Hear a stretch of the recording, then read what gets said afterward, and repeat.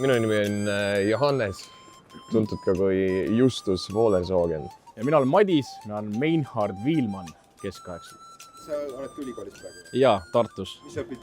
Arvutitehnikat ehk siis computer engineering. Mul on ka väga keskaegne eriala raku- ja molekulaarbioloogia. See on ka ülimalt hea vaheldus minu meelest vähemalt ülikooli elule, mis on üsna akadeemiline ja väga erinev sellest, mis siin toimub. See on ikka siuke päris kõva koolitus, et mis muidu võiks ikka olla päris hinnas, aga siin saab tasuta kuu ajaga. Ja pärast saab veel raha ka.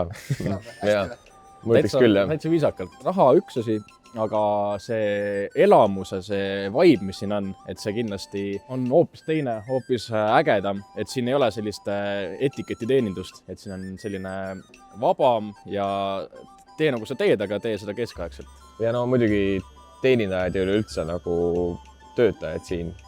Gildi liikmed nii-öelda on väga toredad, et nendega on ikka väga hea koos töötada. Millised inimesed ootate? Me ootame Sind sind põhiliselt. Küll ühel päeval saad ka gildi meistriks.